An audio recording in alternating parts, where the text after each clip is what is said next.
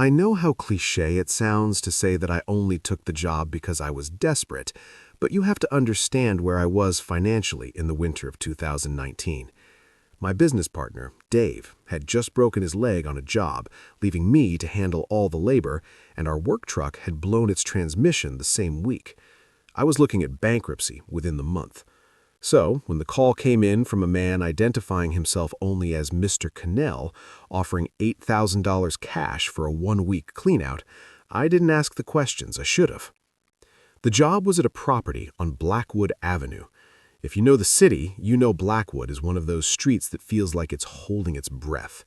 It's lined with towering Victorian-era row houses that were once beautiful but are now rotting from the inside out. Most are boarded up. The rest house people who know better than to look out their windows after dark. I met Mr. Cannell on the sidewalk at 4 p.m. on a Tuesday. The winter sun was already dipping behind the slate-gray skyline, casting long, bruised shadows across the street. Cannell was a small, nervous man in an expensive suit that looked ridiculous against the backdrop of cracked pavement and dead weeds. He didn't shake my hand. He just handed me a heavy ring of keys and a thick envelope. "Half now," he said, his eyes darting toward a beat-up sedan driving slowly past us. "Half when the ground floor and basement are completely empty. You stay here until it's done. Insurance requirements. We can't have squatters getting in while the assets are exposed." "The house looks secure enough," I noted, looking up at the building. It was an understatement. The place was a fortress. The bottom windows had heavy iron bars, and the upper windows were covered with thick, yellowed newspaper from the inside. The front door was solid oak, reinforced with a steel plate. "The previous owner was particular," Cannell said, turning to leave almost immediately. "Do not open the basement until the ground floor is clear, and keep the doors locked. The neighborhood is unforgiving." He drove off before I could even ask about the electricity. I stood there for a moment, the cold wind biting through my jacket, staring up at the house. It felt heavy. You know that feeling when you walk into a room where an argument just happened? The air feels static, tense. The whole house felt like that. I unlocked the 3 deadbolts on the front door and pushed it open. The smell hit me first. It wasn't the smell of rot or garbage exactly. It was the smell of old paper, stale dust, and something metallic, like copper pennies left in a hot car. I flicked the light switch. Miraculously, a single dim bulb in the hallway flickered to life. I let out a breath I didn't know I was holding. "Okay," I muttered to myself. "Just trash, just a job." I stepped inside and locked the deadbolts behind me. The hallway was narrow, lined floor to ceiling with stacked cardboard boxes, leaving only a shoulder-width path, a goat path we call it in the industry, leading into the darkness of the living room. This wasn't just clutter, it was architectural. The boxes formed walls, creating a tunnel that forced you to walk single file. I spent the first hour just scouting the perimeter of the ground floor. It was a hoarder's nest, absolutely, but it was strange. Usually hoards are chaotic, piles of clothes, food wrappers, Amazon boxes. This was organized. One room was filled entirely with stacks of newspapers dating back to the 90s, bundled with twine. Another was filled with electronics, old VCRs, ham radios, CRT monitors, gutted and stripped of their wires. The kitchen, located at the back of the house, was the only semi-clear space. I cleared off a dusty laminate table and set up my camping lantern, sleeping bag, and a cooler of food. The plan was to sleep in the kitchen, closest to the back exit, just in case. By 8 p.m., the silence of the house had settled in. It was a profound, suffocating silence. The insulation from the wall-to-wall junk blocked out almost all street noise. I decided to get an early start and began moving the first stack of boxes near the front door to create a staging area for the morning. I grabbed a box marked Documents 1998 and hauled it to the side. Behind it, hidden by the stack, was a small ventilation grate near the floor. It looked like the cover had been unscrewed and then hastily taped back on with duct tape. I knelt down to inspect it, peeling back a corner of the loose tape. That's when I heard it. It was faint, vibrating through the floorboards beneath my boots. Thump, Thump. Drag. I froze, my hand hovering over the vent. The sound wasn't coming from outside. It was coming from directly above me, on the second floor. I stayed perfectly still, listening. Cale had sworn the house had been vacant for 6 months since the owner died. He swore I was the only one with keys. Thump. Drag. It sounded like someone wearing heavy boots, walking with a limp, pacing back and forth in the room directly above the hallway. The rhythm was heavy and deliberate. I stood up slowly, my heart hammering against my ribs. I looked up at the ceiling, tracing the sound with my eyes. Then the footsteps stopped. I waited for 10 minutes, barely breathing, clutching a heavy crowbar I'd brought in from the truck. Silence returned, heavy and thick. I tried to rationalize it. Old houses settle, pipes bang. Maybe it was a rat, a really, really big rat. But then I looked back down at the vent I had just uncovered. The duct tape wasn't just holding the grate on, it was sealing it. And written on the tape, in jagged, frantic black marker, was a single word. Listen. I stared at the word, the blood draining from my face. I wasn't alone in this house. Or if I was, the person who lived here before me had been terrified of something that I was just starting to notice. I grabbed my sleeping bag and dragged it into the corner of the kitchen, jamming a chair under the doorknob. I didn't sleep that night. I just sat there in the dark, clutching the crowbar, listening to the silence, waiting for the walking to start again. Daylight changes everything. When the sun finally dragged itself up the next morning, slicing through the cracks in the boarded-up windows, the terror of the previous night felt foolish. I'm a grown man, a professional. I convinced myself that the rhythmic thumping had been the house settling in the extreme cold, or perhaps a draft rattling a loose shutter. Sleep deprivation plays tricks on you, and I had been running on fumes for weeks. I shook off the stiffness in my back, drank lukewarm coffee from my thermos, and got to work. The job was colossal. To get my first payout, I needed to clear the entire ground floor, which meant moving literally tons of paper and debris. As I started hauling boxes to the dumpster I'd had delivered out front, I began to get a better sense of the previous owner's pathology. The hoard wasn't random trash, it was insulation. The outer layers, the ones against the walls, were dense, encyclopedias, bricks wrapped in towels and bags of concrete mix. It was as if he was trying to thicken the walls, to build a bunker inside the row house. By noon, I had cleared the goat path in the hallway enough to actually walk 2 abreast. I was sweating through my layers, the physical labor grounding me. But every time I passed that vent near the floor, the one labeled "Listen," I walked a little faster. I hadn't peeled the tape back. I didn't want to know.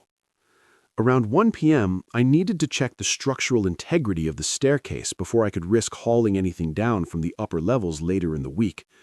The stairs were narrow, carpeted in a filth-hardened shag that crunched under my boots. I ascended slowly, my flashlight cutting through the gloom. The air on the second floor was significantly colder, and the smell changed. The metallic, coppery scent was gone, replaced by the sharp ammonia tang of old bleach. I reached the landing. To my left was a bathroom, the tub filled with yellowed paperback books. To my right was a bedroom, the door slightly ajar. This was the room directly above the hallway, the room where I had heard the walking. I pushed the door open with the tip of my crowbar. The hinges screamed, a piercing sound that echoed through the dead house. Unlike the downstairs, this room was nearly empty. There were no stacks of newspapers, no gutted electronics. There was just a single wooden chair sitting in the corner facing the door. But it was the floor that made my stomach drop. The hardwood floor was covered in a thick layer of gray dust, undisturbed for years, except for a distinct oval track in the center of the room. A path had been worn through the varnish and deep into the raw wood, carved by someone pacing back and forth, endlessly in heavy boots. Thump, thump, turn, drag. I stepped into the room, careful not to disturb the dust. I crouched down by the worn path. The wood was chewed up, splintered. This wasn't something that happened over a few days. This was years of obsessive, terrified movement. But then I saw it. In the corner of the room, near the chair, there was a small pile of debris that didn't match the rest of the house's decay. I walked over and shone my light on it. It was a fast food wrapper, a burger wrapper, grease-stained and crumpled, and next to it a plastic cup with a straw. I nudged the cup with my boot. Liquid sloshed inside. Ice. There was still unmetabolized ice in the cup. My breath hitched. The house had been sealed for 6 months. I had the only keys. I had locked the deadbolts from the inside last night. But someone had been in this room, eating a burger within the last hour. I spun around, raising the crowbar, suddenly acutely aware of the open door behind me. The silence of the house no longer felt empty. It felt poised. I moved to the window. The heavy paper was torn slightly at the edge. I peered through the slit. The drop to the concrete alley below was 20 feet. No fire escape, no ladder. How? I backed out of the room, my eyes scanning the shadows of the landing. "Hello?" I called out. My voice sounded small, pathetic. "I'm with the estate. I'm armed." Nothing but silence. I retreated downstairs, moving much faster than I should have on those stairs. I needed to check the perimeter. I needed to see if I'd missed a broken window or a cellar door. I ran to the kitchen. My barricade was still in place. The back door was locked. I went to the front door. The 3 deadbolts were still engaged.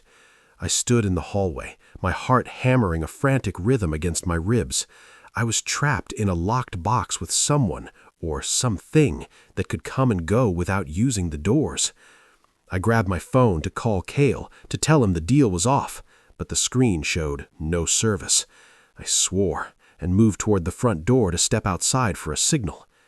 That's when I saw the box I had moved earlier. It was a heavy box marked Encyclopedia A-F. I had hauled it out of the hallway at 10 a.m. and shoved it into the living room to clear the path. It was back in the hallway. It was sitting exactly where it had been when I first arrived. And sitting on top of it, perfectly centered, was a single, rusty cassette tape. Written on the label of the cassette, in the same jagged black marker as the vent, was a new message. "Don't leave yet." I stared at the cassette tape for a long time. My hand was shaking so badly that when I finally reached out to pick it up, I knocked it off the box. It clattered onto the hardwood floor, the sound sharp and surprisingly loud in the dead air of the hallway. "Don't leave yet." The message was clear, but the implication was worse. Someone had been watching me while I was upstairs. While I was staring at that melting ice in the bedroom, someone had come out of the shadows on the ground floor, heaved a 50-pound box of encyclopedias back into place to block my path, and left this note. I grabbed the tape and sprinted to the front door, abandoning any pretense of bravery. I didn't care about the money anymore. I jammed my key into the deadbolt. It wouldn't turn. I jiggled it, sweating, forcing it hard enough to bend the brass. Nothing. It felt like the tumblers had been superglued. I tried the second lock. Same thing. I ran to the back door in the kitchen, shoving my barricade aside. That lock was frozen too. I wasn't just locked in. I had been sealed in. Panic is a cold thing. It starts in your stomach and spreads to your fingers, making them numb and useless. I stood in the kitchen breathing hard, realizing that the person who left the burger wrapper wasn't just a squatter. They had control of the environment. I needed to know what was on that tape. I remembered the electronics room I'd cleared earlier. I ran back to the pile of gutted gadgets I'd stacked near the hallway. I dug through the heap of VCRs and ham radios until my fingers brushed against cold plastic. A portable shoebox tape recorder. It was battered, the speaker grill dented, but it had batteries taped into the compartment. I pressed play to test it. Static hissed, loud and angry. It worked. I sat on the floor, my back against the wall so I could see both ends of the hallway, and popped the rusty cassette in. I pressed play. For 10 seconds, there was only the sound of heavy breathing, wet, rattling breaths. Then, a voice. It sounded like gravel grinding together, old, tired, and terrified. "You're moving too fast," the voice rasped. "You're stripping the insulation. They can hear you." There was a pause, followed by a sound on the tape that made my blood freeze. It was the sound of a truck engine idling. "The man in the sedan. He's parked across the street. He's been there since you arrived. If you open the door, he sees you. And if he sees you, he makes the call. And if he makes the call, the cleanup crew comes. You don't want the cleanup crew." I scrambled to my feet and ran to the front window. I peeled back the yellow newspaper just a fraction of an inch. Sure enough, the beat-up sedan from yesterday was there. It was idling, exhaust pumping gray smoke into the winter air. The windows were tinted dark, but I could see the silhouette of a head turned directly toward the house. Cale hadn't just hired me, he was keeping me under surveillance. I went back to the recorder. The voice was still speaking. "I am unwell," the voice said. "I cannot leave the basement, not yet. But the house is compromised. You need to restack the barrier in the hall, and then you need to feed the slot. If you don't feed the slot, I have to come up, and I am very hungry." The tape clicked off. I sat there in the dim hallway, the silence pressing in on my eardrums. The previous owner, it had to be. Cale said he was dead. Cale lied. "Feed the slot?" I whispered. I looked around. I didn't see a slot. But then I remembered the bedroom upstairs, the burger wrapper, the ice. Someone was feeding him, or someone had been feeding him. I looked at the heavy box of encyclopedias the unknown squatter had moved back. It wasn't just an obstacle. The voice on the tape called it a barrier. A barrier against what? The outside world? Or something inside? I stood up, gripping my crowbar. My situation had shifted. I had a squatter upstairs who could move silently, a dead owner potentially alive in the basement, and a sentinel outside who would call a cleanup crew if I tried to leave. I decided to do the only thing I could, follow the instructions. I moved the box back into position, sealing the goat path again. It felt insane, undoing my own work, but I felt a strange sense of relief when the wall was solid again. Then I heard it. Creak. It came from the kitchen. I spun around. The kitchen was empty, but on the floor, near the pantry, was a door I hadn't noticed before because it had been covered by a rug I'd moved. A trapdoor. The rug was pushed aside now, and the trapdoor was open just a crack, maybe an inch. A smell wafted up from the darkness below. It was the smell of rotting meat and ammonia, so strong it made my eyes water. And then a hand, pale, long-fingered and covered in sores, slid out from the crack. It groped blindly at the linoleum floor, tapping its fingernails against the tile. Tap, tap, tap. It was searching for something. I realized with a jolt of horror what it was looking for. It was looking for the food I didn't have. The hand was the color of curdled milk. It was covered in weeping sores, and the nails were long, yellow, and curled in on themselves like talons. It continued to tap against the linoleum, a blind, rhythmic demand that made my stomach turn over. Tap, tap, tap. I didn't think. Instinct took over. If the voice on the tape said, "Feed the slot," and this thing was asking for food, denying it seemed like a suicide mission. I scrabbled backward, grabbed my cooler, and ripped it open. I pulled out a ham and cheese sandwich wrapped in foil. My hands were shaking so bad I almost dropped it. I didn't want to get close to that trap door. I slid the sandwich across the floor like a hockey puck. It skidded to a stop just inches from the pale, groping fingers.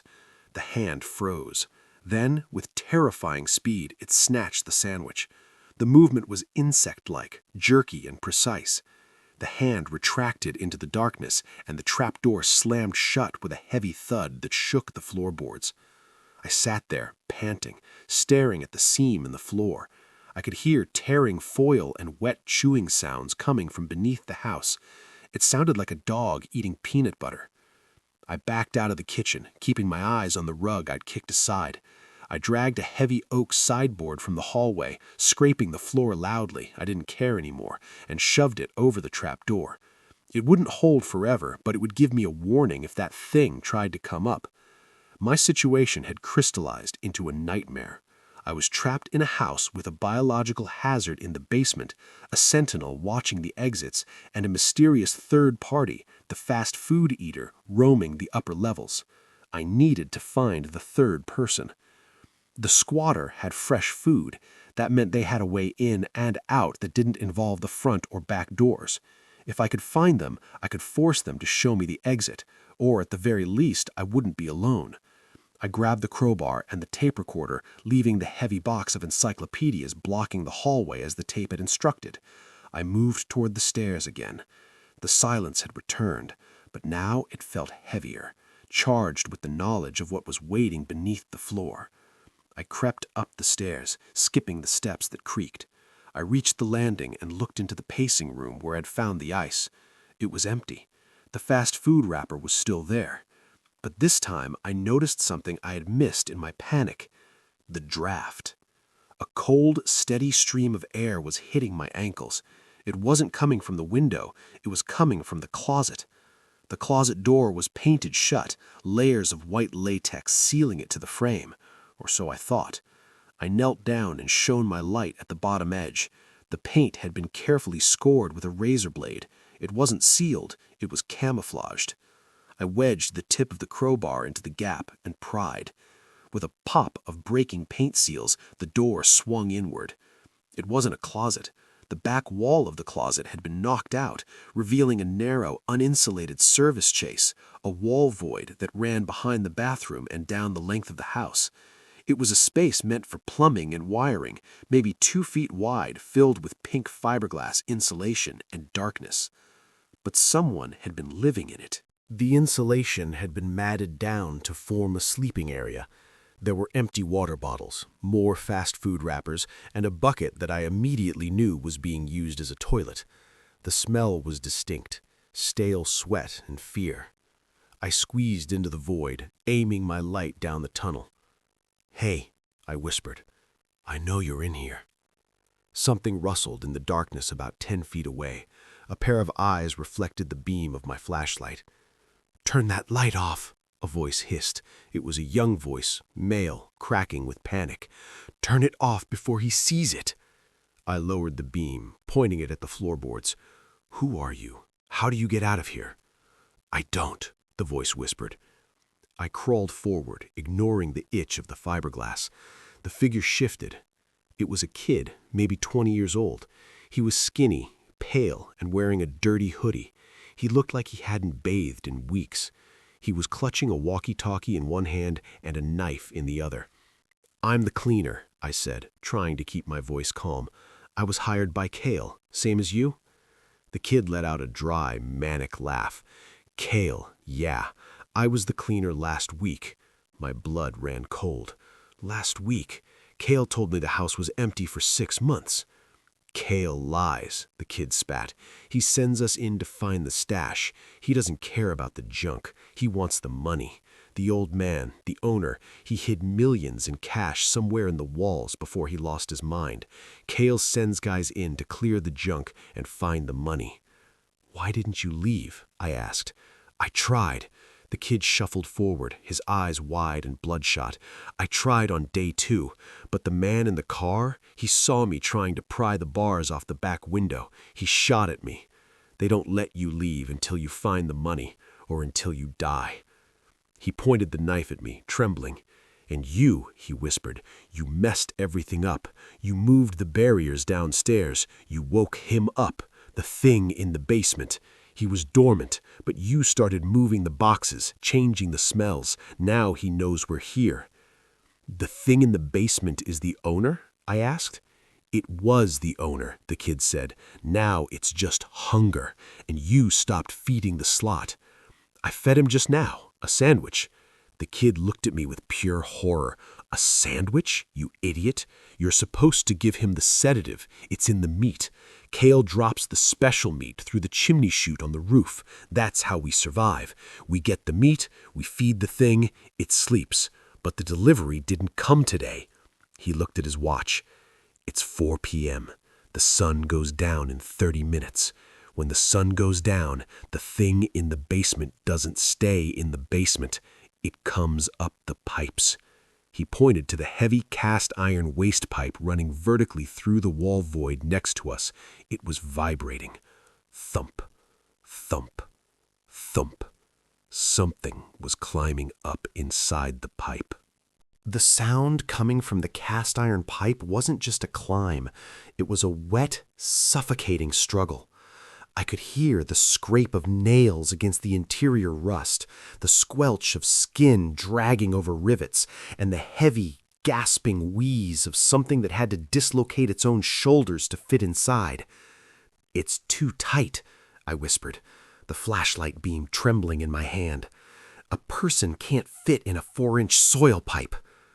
"He's not a person anymore," the kid, who told me his name was Toby, hissed, grabbing my jacket. "He's rubber. He's been living in the dark, eating raw meat and drinking drain water for years. His bones, they aren't right. Now move." The vibration in the pipe spiked, followed by a metallic clang right next to my ear. A clean-out cap, rusted shut for decades, bulged outward. A spray of black, foul-smelling water hissed from the threaded seal, hitting my cheek. It burned like acid.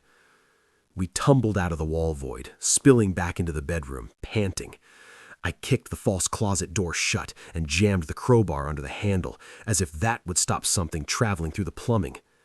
"Where's it going?" I asked, wiping the sewage from my face. "It passed us. It's going up." Toby scrambled to the window, peering through the slit in the paper at the darkening sky. The sun was gone. The streetlights were flickering on, casting long, sickly orange beams against the house. "The roof," Toby said, his voice trembling. "It's going for the source, the chimney." "Why?" "Because that's where the drop happens," Toby explained, pacing the room in that same frantic rhythm I'd seen worn into the floor. "Kale's guy climbs the fire escape of the building next door and throws the package, the meat with the sedative, into the chimney. It falls down the chute to the basement furnace. That's how we feed him without opening the door. But the drop didn't come today, or maybe it got stuck." He looked at me, his eyes wide and desperate. "If the meat is stuck in the chimney and he gets to it first, he'll eat it and go back to sleep. But if the chute is empty, he's going to tear the grate off the roof and get out. And if he gets out, the sentinel sees him, and the cleanup crew comes." "And they burned the house down with us inside," Toby said flatly. "That's the protocol. I heard Kale say it on the phone once. Containment breach equals total loss." We didn't have a choice. We had to beat the thing to the attic. If the meat was there, we needed to drop it down the chute manually. If it wasn't, we needed to barricade the attic door before the thing came back down looking for us. We moved into the hallway. The house was pitch black now. I clicked my flashlight to the low setting. The shadows of the stacked boxes seemed to stretch and grab at us. The stairs to the 3rd floor were behind a heavy velvet curtain I hadn't touched yet. I pulled it back. The air that rolled down was freezing, carrying the scent of bird droppings and ancient dust. "Stay behind me," I told Toby. I gripped the crowbar, my knuckles white. The 3rd floor was different. It wasn't a living space. It was a storage facility from madness. As we crept up the stairs, my light swept over rows of metal shelving units. They were filled with glass jars, hundreds of them. Some contained screws and nails. Others contained teeth. Thousands of human teeth. "The owner was a dentist?" I whispered. "Unlicensed," Toby murmured. "Keep moving." At the end of the hall was the attic door. It was a small, waist-high access panel, and it was vibrating. Thump, thump. The sound was coming from the other side. The thing had exited the plumbing stack in the attic and was now thrashing around, looking for the food. "The chimney cleanout is in the attic," Toby whispered. "We have to go in there." "Are you insane? It's in there." "It's blind," Toby hissed. "Years in the dark. It hunts by sound and smell. If we're quiet, if we stayed downwind." Suddenly, a massive crash shook the ceiling above us. Dust rained down. The thing had knocked something over. Then a high-pitched, frustrated shriek tore through the wood, a sound that was half human, half animal scream of starvation. It hadn't found the meat. "The chute is empty," I realized, dread pooling in my stomach. The delivery didn't happen. Toby grabbed my arm. "Wait, listen." From the floor below us, the second floor we had just left, came a new sound. Crash! Glass breaking. I ran to the railing and looked down the stairwell. The front window of the second-floor bedroom, the one with the listen vent, had been smashed inward. A dark object came flying through the broken window, landing on the floor with a wet thud. Then a voice from the outside, amplified by a megaphone, cut through the walls of the house. It was distorted, but the tone was mocking. "Feeding time, boys. Don't let him out." It was the sentinel. He had thrown the meat through the window. We weren't the only ones who heard it. Above us, the attic door stopped vibrating. The shrieking stopped. The thing had heard the dinner bell, and now it was between us and the food. The attic door handle began to turn slowly. The handle of the attic access panel didn't just turn. It was wrenched with such force that the metal latch sheared off. The small door exploded outward, splinters of wood raining down onto the hallway floor. Toby grabbed the back of my jacket and yanked me hard to the left into the first aisle of the shelving units. We dove behind a wall of metal racks, huddled in the dark, surrounded by thousands of glass jars filled with human teeth. "Don't breathe," Toby mouthed, his eyes wide and white in the gloom. "Don't even blink." We crouched there, pressed against the short metal edges of the shelves as the thing emerged from the attic. It didn't walk out. It spilled out. First came the hands, massive, pale paddles with fingers that had been broken and healed crooked so many times they looked like knots of old rope. Then came the shoulders, dislocated and rolling loosely under the skin to fit through the small opening. And finally, the head. It was the owner, or at least the ruin of him. He was naked, his skin the color of wet parchment, stretched tight over a skeletal frame that seemed too long for a human body. He had no hair. His eyes were milky white cataracts, useless and blind. But his nose was a raw, open wound of flaring nostrils. He was sniffing the air, snapping his head back and forth with twitchy avian movements. He dropped from the attic hatch to the floor on all fours, landing with a wet slap that sounded like a side of beef hitting concrete. The smell hit us instantly, a wave of copper, sewage, and unwashed skin. I gagged, clamping my hand over my mouth to stifle the sound. The creature, let's call him the landlord, stayed low, his long limbs splayed out like a spider. He chattered his teeth, a clicking sound that echoed in the silence. Click, click, click. He was triangulating. From downstairs, the smell of the raw meat the sentinel had thrown through the window must have been overpowering. The landlord let out a low, vibrating growl and began to move toward the stairs. He didn't walk, he flowed. He pulled himself along the floor, his joints popping, moving with a terrifying fluid speed. He reached the top of the stairs and began to descend, his heavy breathing fading as he went down toward the second floor. I let out a shaky breath and made to stand up, but Toby grabbed my wrist. His grip was like a vice. "Wait," he whispered, his voice barely audible. "Think, if he goes down there and eats that meat, what happens?" "He falls asleep," I whispered back. "That's good, right?" "No," Toby hissed. "He falls asleep on the second floor, right in the middle of the hallway, between us and the exit. He's huge. We can't step over him without waking him up. And if we try to move him, he wakes up hungry," I finished, the realization chilling me. "We have to get the meat first," Toby said. "We have to lure him back to the basement, throw the meat into the pit, and lock him in. It's the only way we get out of here." It was a suicide plan. race a blind, super-hearing mutant to a pile of raw meat in a clutter-filled house. But Toby was right. If the landlord fell asleep in the goat path, we were trapped on the upper floors until he woke up again. "Okay," I whispered. "He's on the stairs. We take the back way? The fire pole?" "There is no fire pole," Toby said, "but there's the laundry chute." He pointed to a small, square door at the far end of the aisle, past the rows of teeth. "It drops straight to the second-floor bathroom," Toby said. "It puts us behind him." We began to shimmy down the aisle, moving sideways like crabs. The floor was covered in loose debris, old dental molds, loose papers, dust bunnies the size of rats. I placed my feet carefully, testing every board for squeaks before committing my weight. We were halfway down the aisle when the house betrayed us. The floorboards on the third floor were old pine. As I shifted my weight to step over a box of drill bits, a board bowed under my boot. It didn't squeak. It tilted. The metal shelving unit next to me, unbalanced by the shifting floor, groaned. It leaned just an inch to the right. That was enough. A single quart-sized mason jar on the top shelf, filled to the brim with molars, slid to the edge. I saw it happen in slow motion. I lunged for it, my fingers brushing the cold glass, but I was too slow. The jar tipped. It fell 6 feet.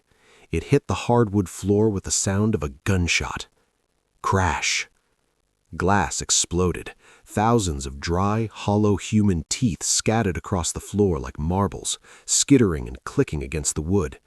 The sound was deafening in the quiet house.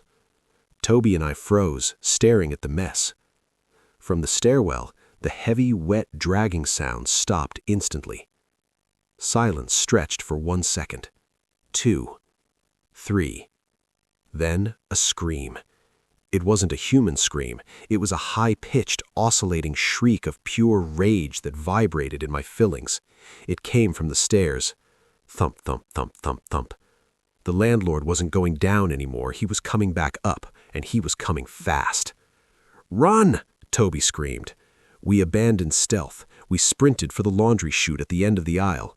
Behind us, I heard the shelving units crashing over like dominoes as the landlord plowed through them, blind and furious, homing in on the sound of our footsteps. I reached the chute first. I ripped the door open. It was a dark, metal tin tunnel, barely wider than my shoulders.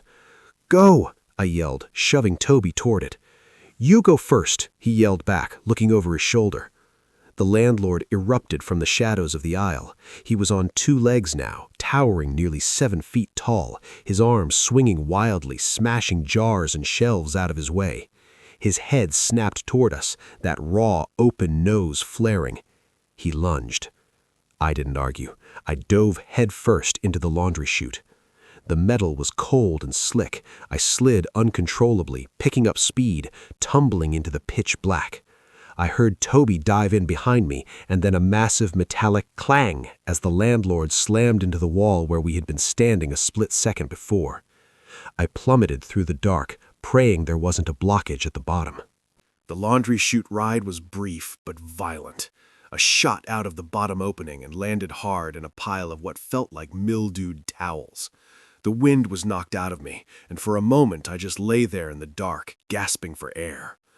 A second later, Toby came flying out, landing directly on top of my legs. We scrambled apart, groaning, fumbling for our flashlights in the chaos. We were in the second-floor bathroom. It was the room next to the pacing room. The air here was thick with the scent I'd smelled earlier, ammonia and old bleach, but now mixed with something else, the raw, metallic tang of fresh blood. "The meat," Toby whispered, clicking his light on. "It's close." We could hear it. Through the open bathroom door, out in the hallway, there was a wet, slapping sound. Splat, splat. We crept to the doorway and peered out. The package the sentinel had thrown through the window had burst open on impact.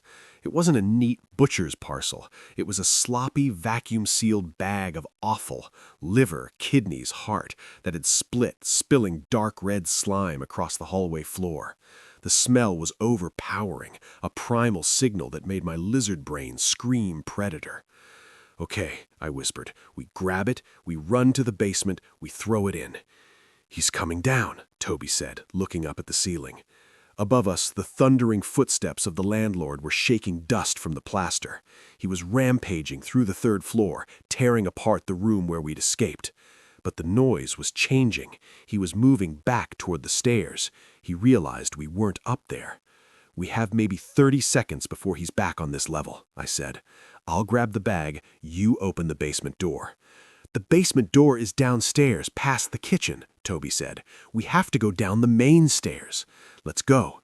I ran into the hallway. The floor was slick with gore. I didn't have gloves, so I just grabbed the torn plastic of the bag. It was heavy, maybe 10 pounds of cold, slimy meat. My hands were instantly coated in blood. I gagged, but heaved it up against my chest like a grotesque baby. "Move!" I hissed at Toby. We hit the stairs to the ground floor. I was slipping on my own boots, leaving bloody footprints on the carpet. Toby was ahead of me, his flashlight cutting an erratic path through the gloom.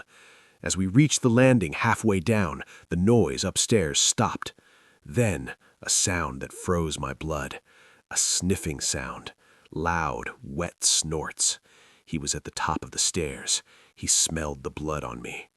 "Go! Go! Go!" Toby screamed, practically jumping the last 5 steps. I stumbled after him, the bag of meat slipping in my grip. I hit the ground floor hallway, the goat path I had cleared earlier. We sprinted toward the kitchen. The plan was simple. Get to the basement door, open it, throw the meat down the stairs, and slam the door. The landlord would follow the scent into the hole, and we would trap him. But as we rounded the corner into the kitchen, I skidded to a halt. "No," I breathed. The heavy oak sideboard I had dragged over the trapdoor in the kitchen floor, it was gone. It had been shoved aside with incredible force, splintering the legs. The trapdoor was wide open. "He didn't come up the pipes," Toby whispered, staring at the black hole in the floor. "He came up the stairs. He came up here." Which meant the basement door wasn't locked. And then from the darkness of the open trapdoor, a voice drifted up. Not the landlord's shriek, the raspy, gravelly voice from the tape recorder. "Too slow," the voice whispered from the pit. "He's here." I spun around. At the end of the hallway, by the front door, a shadow detached itself from the gloom. It wasn't the landlord. It was a man in a black tactical vest and a gas mask. He was holding a cattle prod in one hand and a heavy flashlight in the other. It was the sentinel. He had come inside. "Containment breach," the muffled voice said through the mask. He raised the cattle prod. It crackled with blue electricity. "Protocol dictates a cleanse." We were pinched. The landlord was roaring down the stairs behind us, hungry for the meat I was holding. The sentinel was blocking the front exit, ready to burn us out.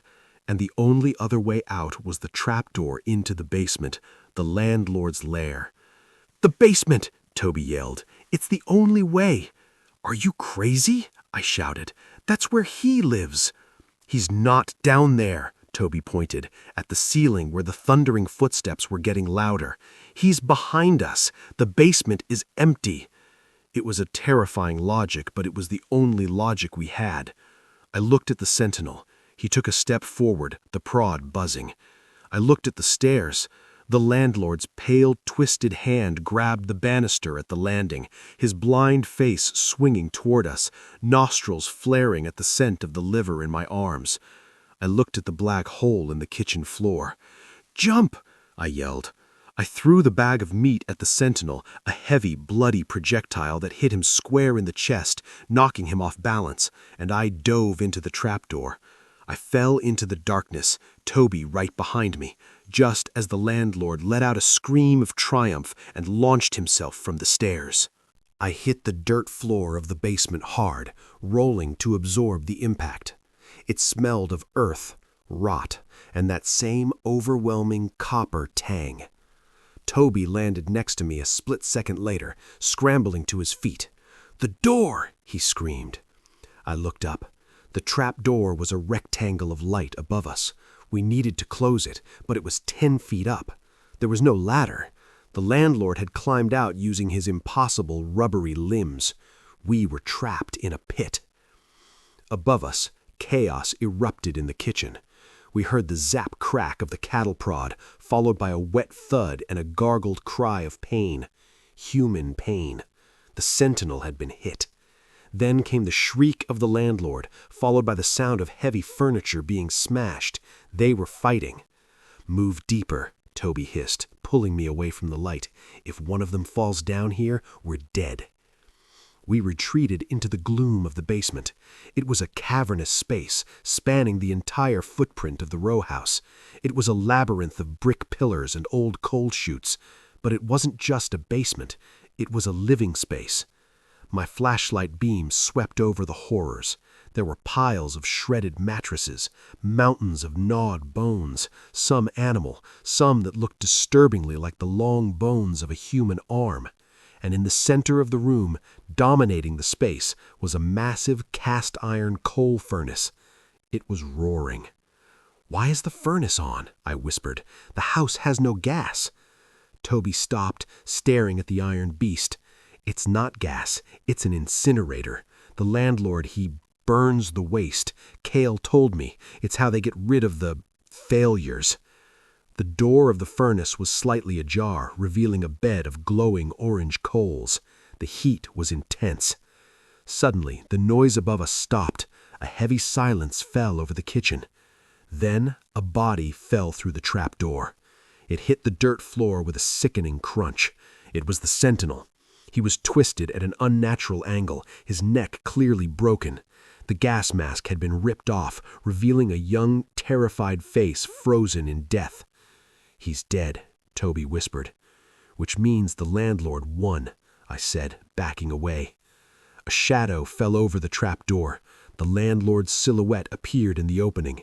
He was panting, a wet, rattling sound. He sniffed the air. He smelled us. He smelled the sentinel's fresh blood. He didn't climb down. He just let go.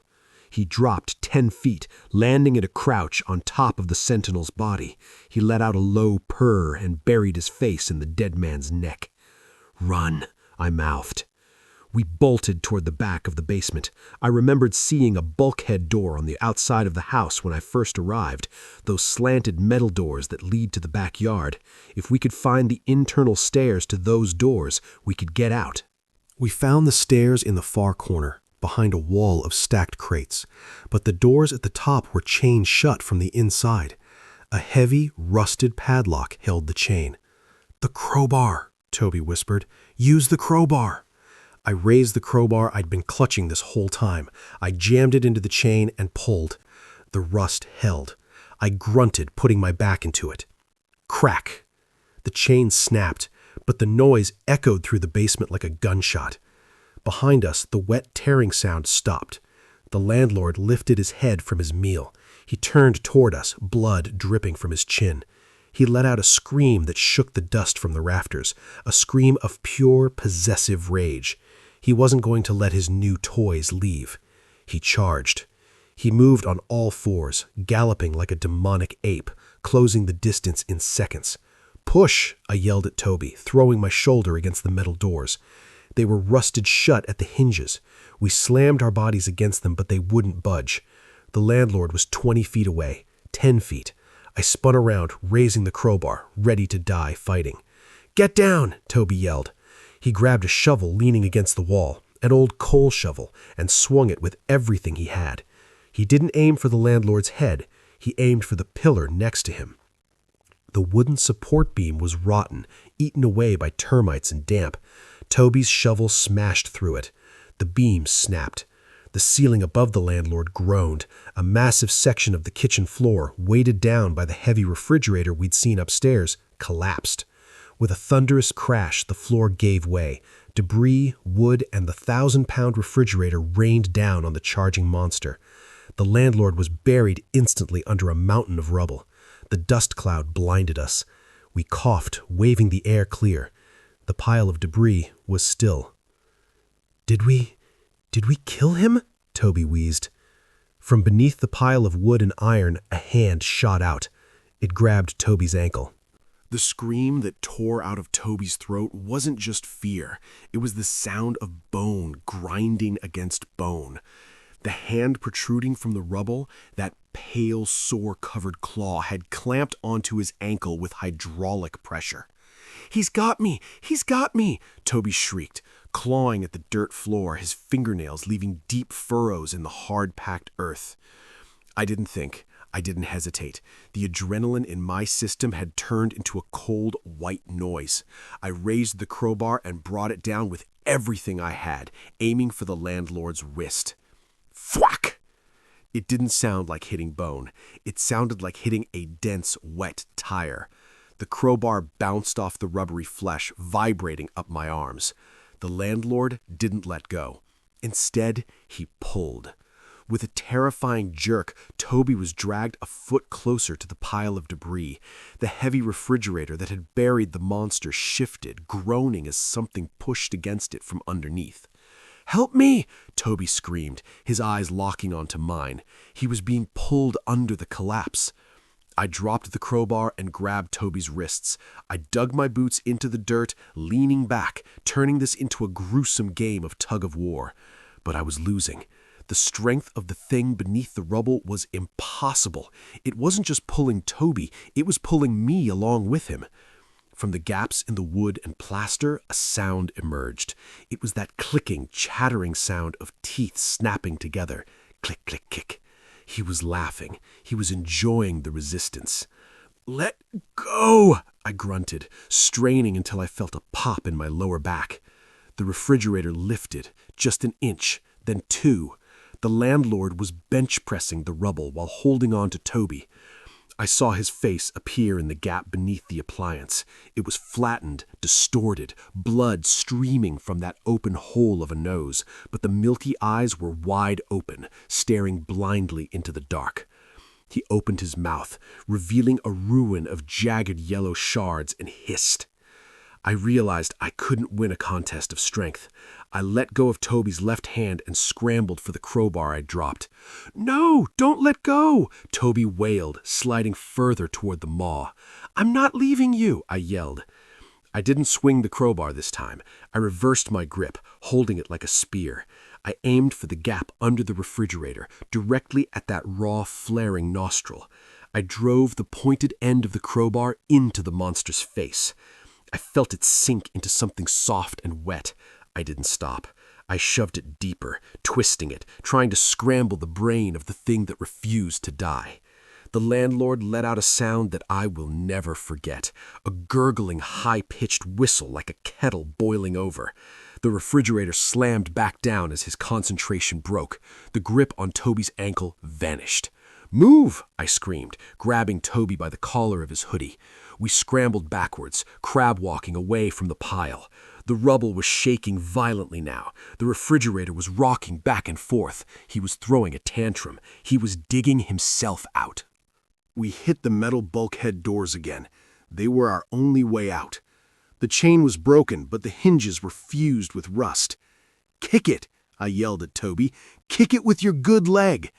I jammed the flat end of the crowbar into the seam between the doors, levering it against the frame. Toby lay on his back and kicked the metal with his heel. Bang! The door groaned. A flake of rust the size of a dinner plate fell on my head. Behind us, the refrigerator flipped over. It crashed onto its side, clearing the way. The landlord rose from the dust. He was a nightmare of broken angles.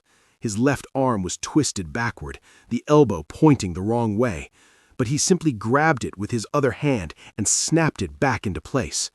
His face was a mask of blood where I had stabbed him, but he was smiling. He lunged. "Push!" I screamed, throwing my entire body weight onto the crowbar. Toby delivered one final, desperate kick. Screech! The metal shrieked as the rust gave way. The right-hand door burst open, swinging outward into the night. Cold, fresh winter air flooded the basement. It tasted like salvation. I grabbed Toby and shoved him up the concrete steps into the backyard. I scrambled up after him, my boots slipping on the icy stairs. I made it to the top step just as a hand, wet, cold, and impossibly fast, slapped onto the bottom step. I didn't look back. I slammed the heavy metal door shut with a clang. I knew it wouldn't lock. There was no chain. "Run!" I gasped, hauling Toby to his feet. "Don't look back. Just run!" We were in the backyard. It was a narrow, weed-choked strip of land surrounded by a high chain-link fence. The alley was on the other side. We limped toward the fence. Toby was hopping, his bad ankle useless, his breath coming in jagged sobs. Clang! The bulkhead door behind us flew open, hitting the concrete so hard it dented the metal. The landlord crawled out into the moonlight. He didn't look like a man anymore. On all fours, silhouetted against the snow, he looked like a giant, pale spider. He lifted his head, sniffing the wind. He had our scent, and out here, in the open, there were no walls to contain him. We reached the fence. I laced my fingers together. "Go over, now!" Toby put his good foot in my hands, and I heaved him up. He scrambled over the chain link, falling onto the asphalt of the alley with a cry of pain. I grabbed the wire mesh to climb. My fingers were numb, slippery with sweat and blood. I was halfway up when I felt the vibration in the ground. Thump, thump, thump, thump. He was coming, and he was fast. I threw myself over the top of the fence, snagging my jacket on the wire, ripping the sleeve. I tumbled down onto the frozen pavement of the alley, landing hard on my shoulder. I looked up through the chain link. The landlord skidded to a halt on the other side of the fence, inches from my face. His fingers curled through the wire mesh, gripping it so tightly the metal bent. He pressed his ruined face against the fence, his milky eyes staring right through me. His hot breath plumed in the cold air, smelling of raw meat and rot. He didn't climb. He didn't scream. He just whispered, "You didn't finish the job." Then sirens. Blue and red lights flashed at the end of the alley. A police cruiser turned the corner, its spotlight sweeping the darkness. The landlord hissed, released the fence, and vanished back into the shadows of the yard with terrifying speed. I slumped against the cold asphalt, looking at Toby. He was unconscious. We were out, but as I stared at the dark shape of the row house looming against the sky, I knew the cleanup wasn't done. The police lights were blinding.